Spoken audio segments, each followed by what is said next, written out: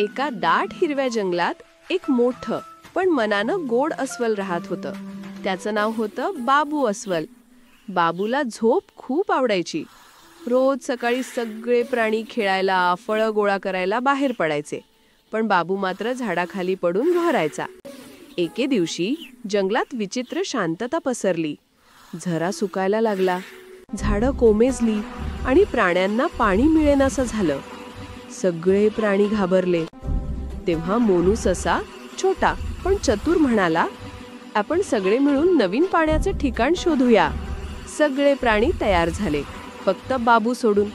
बाबू म्हणाला, उद्या बघूया रे, आज थोडं झोपतो. मोनू ससा चिडला, उद्या नाही बाबू, आजचं काम आज. त्या रात्री बाबू झोपला, पण स्वप्नात त्याला एक छोटा पक्षी दिसला.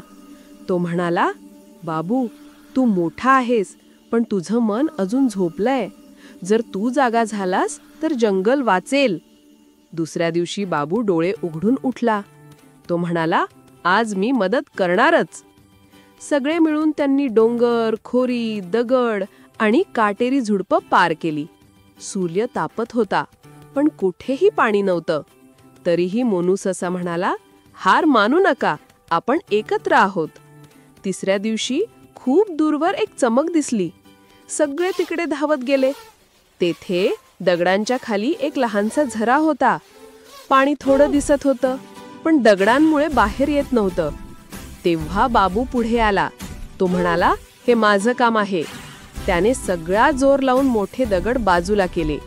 थोड्या वेळात झऱ्यातून पाणी उफाळून बाहेर आलं. सगळे प्राणी आनंदाने उड्या मारू लागले. पक्षी गात होते, हत्तीण आनंदात नाचत होती.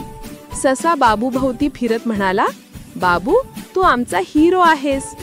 बाबू हसला आणि म्हणाला, मी शिकलो, झोपेपेक्षा मोठं काही नाही, पण जबाबदारी त्याहून मोठी आहे. उद्या नाही, आजचं काम आजच करा. तेव्हापासून बाबू अस्वल दररोज जंगलातील कामात भाग घेऊ लागला. तो आता आळशी राहिला नाही, तर सगळ्यांचा खरा मित्र बनला. आणि असं करून बाबू अस्वल आणि जंगलातील सगळे प्राणी पुन्हा एकदा आनंदात राहू लागले.